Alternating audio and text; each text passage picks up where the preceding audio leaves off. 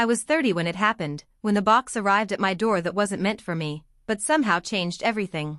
It was a regular Tuesday. I'd just gotten home from work, hungry, exhausted, and mentally preparing for the leftover spaghetti I had in the fridge. I lived alone in a quiet suburban neighborhood, the kind where everyone nods politely but no one really talks, the kind of place where nothing ever happens. That's why I didn't think twice when I saw the large cardboard box sitting at my doorstep. It had my address, but not my name. The label was smudged, the ink bleeding from rain, and I could barely make out the sender's info. No company name. Just a P.O. box in another state. I figured it was one of those delivery mix-ups. Maybe the neighbor down the street had ordered something and it landed here by mistake. But I didn't know my neighbors well. And curiosity got the better of me. The box wasn't light, but it wasn't overly heavy either. I hauled it inside, placed it on the dining table, and just stood there staring at it for a while. Something about it felt strange. It wasn't the shape or size, it was the sound. When I gently shook it, I heard a soft clink, like glass against metal. I probably should have returned it right away or called the delivery service, but I didn't. Instead, I opened it. And that's when things started to go wrong. Inside the box were 3 things: a thick, leather-bound notebook, a small velvet pouch, and a cell phone, burner style, the kind with no brand name and a keypad that looked like it hadn't been used in years. The notebook was old, pages yellowed, and filled with meticulous handwriting. No names, no dates, just numbers, coordinates maybe, and strange phrases written like codes. It didn't read like a diary. It read like instructions. I opened the pouch next. Inside was a single silver key and a gold ring, plain except for a small engraving on the inside. I squinted at it under the light, VC 419. That didn't mean anything to me. I hadn't ordered anything. No one I knew had those initials. I don't even wear jewelry. The phone, when I powered it on, showed just one message in the inbox: "You found it. Do not trust her. More coming soon." That's when I got the first call. Unknown number. No name, no area code. I froze. My heart was already racing from the message, and the phone buzzing in my hand felt like it was vibrating straight through my spine. I didn't answer. I just let it ring, praying it would stop. It didn't. It rang again. Then a third time. By the 4th call, I shut it off and threw it across the room. It landed on the carpet with a dull thud, screen still glowing in the dark. I sat there for the next hour, staring at that box, wondering who she was, and what exactly I'd just stepped into. The next morning, the box was still there on my dining table, untouched. I didn't sleep much. I couldn't stop thinking about the message on that phone: "Do not trust her." The key, the ring, the coordinates in that notebook, it was like something out of a spy novel. But this was real. It was in my house. I decided to leave for work early. I wanted to clear my head, pretend life was still normal. But as I walked out to my car, I saw her. A woman I didn't recognize, standing at the edge of my driveway. Late 30s, maybe early 40s. Blonde hair pulled back into a tight bun, wearing sunglasses even though it was still barely light out. She had this stiff, formal look, black coat, hands in her pockets, like she was casing the place. She didn't wave. She didn't smile. She just watched me. I froze. She didn't say a word, just turned and walked away like she'd seen what she needed. My stomach dropped. I didn't know why, but something about her felt connected. Like she knew what was in the box. Maybe she even knew it was delivered to the wrong house. I backed out of my driveway slowly, eyes flicking to the rearview mirror, but she was gone. At work, I couldn't focus. My manager even asked if I was feeling sick. I just nodded and pretended to take a bathroom break, but really, I was scrolling through my neighborhood's Facebook group, searching for any mention of a lost package. Nothing. Then, around noon, I got a text from my own phone number. Just 4 words. "You need to run." I stared at that message for a long time. My own number. My phone. It made no sense. "You need to run." I looked around the office, suddenly hyper-aware of every sound: keyboards clacking, phones ringing, the humming of the copier. Normal sounds. But something felt off, like the walls had ears. I locked my phone, tucked it into my drawer, and tried to breathe. Maybe it was some kind of glitch. Maybe someone had cloned my number. Or maybe someone was inside my network, watching. Listening. I knew how crazy it sounded, but that box changed something in me. I didn't feel like I was being paranoid. I felt like I was being hunted. When I got home, I double-checked the locks. I even placed a chair under the doorknob, like I was back in college. Then I opened the notebook again. This time, I paid attention to the numbers. There were 4 sets of what looked like GPS coordinates, each followed by strange notes: woods, north clearing, third tree from the left, and another, under bridge, marked X. I punched the first set into Google Maps. It was about 45 minutes away. A forest preserve I'd been to once as a kid, totally empty on weekdays. I don't know what possessed me, but I decided to go. I left the box hidden under my bed, took the notebook, the key, and the burner phone. No messages. No calls. Nothing. The roads were empty. The sun was just starting to set when I reached the forest entrance.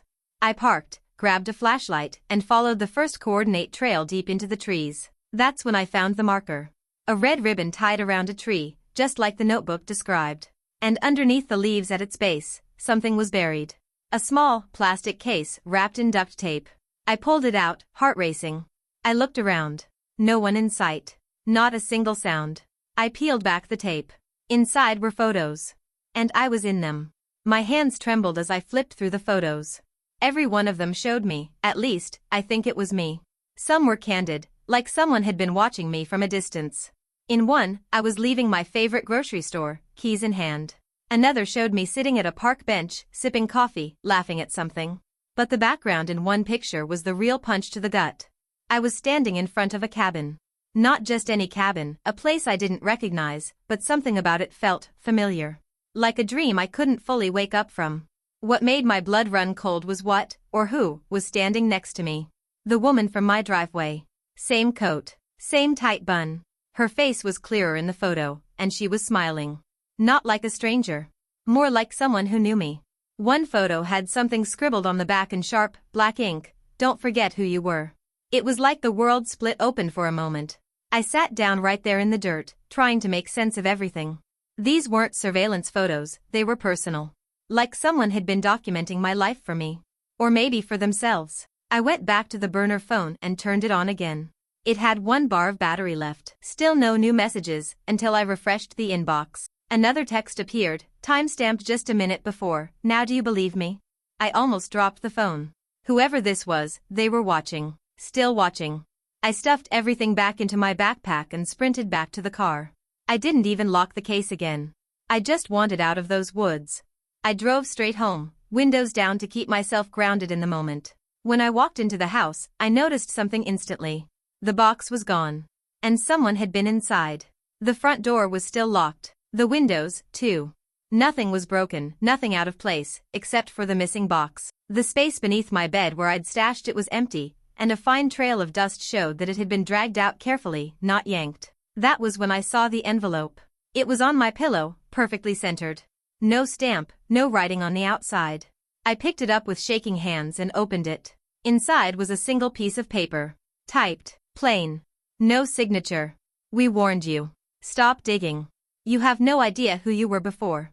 That line hit me like a brick. Who I was before. What did that even mean? I stared at those words, mind spinning. There was no sign of forced entry. No signs of theft. They only wanted the box. And they wanted me to stop looking. But the thing is, the moment someone tells you to stop is when you realize you were just starting.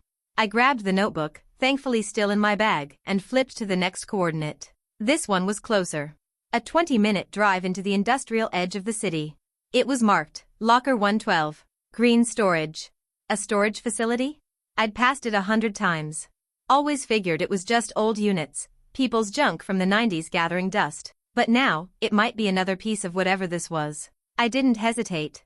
I grabbed my coat, slipped the key from the velvet pouch into my pocket, and left. By the time I got there, the sky had gone dark. The lights buzzed weakly, casting long, twitchy shadows across the rows of steel doors.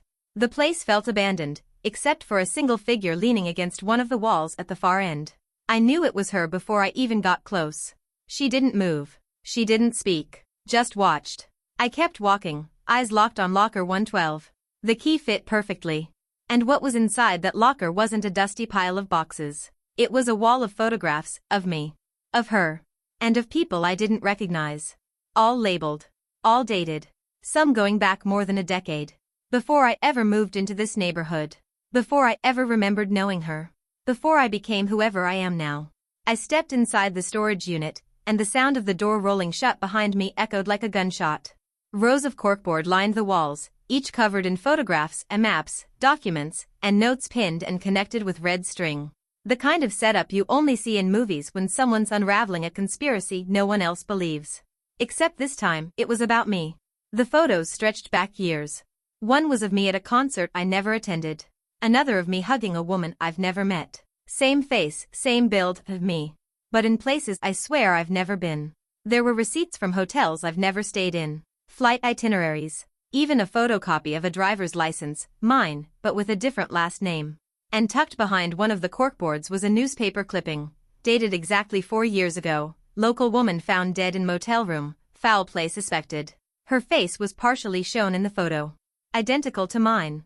I felt dizzy, like the air had been sucked out of the room. Was it identity theft?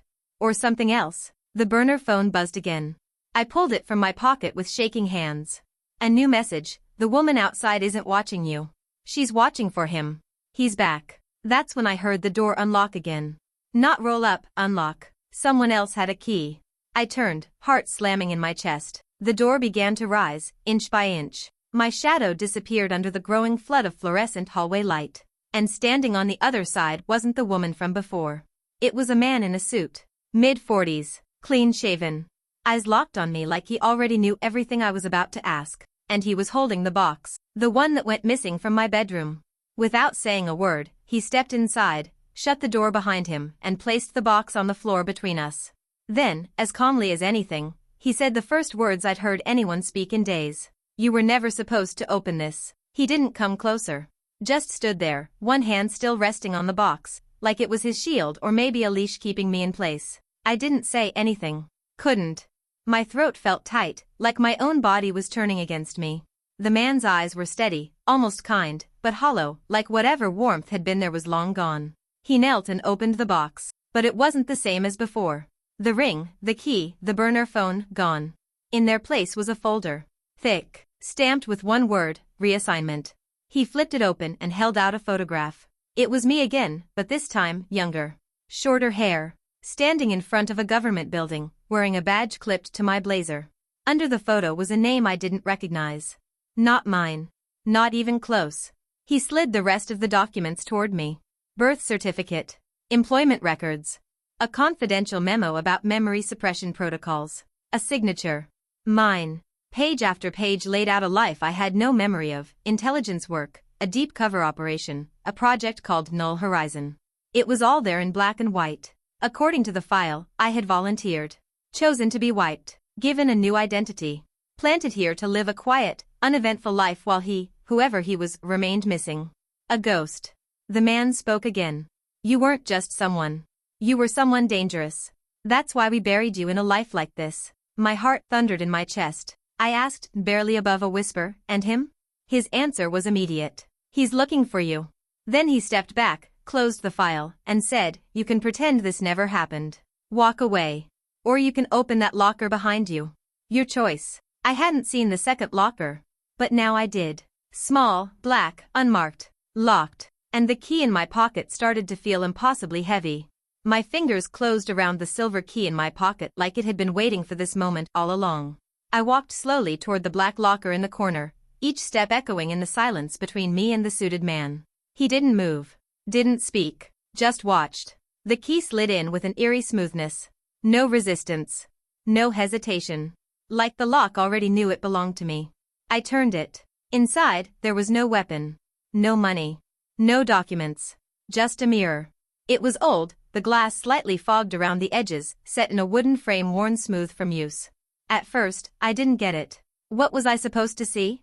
Myself? But as I leaned in, I noticed something beneath the frame. A button, almost invisible, flush with the wood. I pressed it. The mirror clicked and swung open like a cabinet door. Behind it, another compartment. And inside that compartment was a flash drive. Just a plain, black USB. No label. No marking. I took it, turned it over in my hand, and looked back at the man. He nodded once. Almost solemnly. He said, you'll remember everything once you watch what's on it. But once you do, there's no going back. And then, before I could ask him anything else, he was gone. The door was open, the hallway empty. I stood there with the flash drive in my hand, pulse pounding. Whatever was on it, it wasn't just a memory. It was a life. and I was about to choose whether I wanted it back. I didn't go home. Not yet. Instead, I drove to the one place I knew had an old desktop computer no one ever used anymore, my father's shed. He passed away 2 years ago, but the place had been left untouched, gathering dust like it was waiting for a purpose. I still had the keys. The moment I plugged in the flash drive, the screen flickered to life, skipping the desktop entirely. A single file opened on its own, no prompt, no warning. Just a video. Timestamped 5 years ago. I sat down and watched myself walk into frame. Same face, same eyes. But sharper. Confident. A version of me I didn't recognize, but instantly believed. She spoke directly into the camera. If you're watching this, then it means the protocol broke. You either found the box, or he did. She looked tired. Haunted. But certain. Your name is not what you think it is. None of this is what you think it is. You volunteered for Null Horizon to bury him. To bury yourself. You wanted to forget everything. You said you couldn't live with the choices you made. But if he's back, we don't get that luxury anymore. The screen cut to surveillance footage, grainy shots of the man from the storage unit, another version of him. Younger. Smiling with me in what looked like a bar. Then more photos, a newspaper article about a fire, a list of names marked deceased, a map with multiple red XS. Then, silence. The last frame of the video was a black screen with one sentence. You were the one who caught him before. You're the only one who can do it again. The flash drive ejected itself. The monitor powered down. And just like that, I remembered. Not all of it, but enough. Enough to know the name I'd been using for the last 4 years wasn't mine. Enough to know the woman in the driveway was my old handler. And enough to know the man with the box was the one I betrayed. My phone buzzed again. A final message from the burner, now completely dark. See you soon. And I knew I couldn't run anymore. Because whoever I was before, she was back.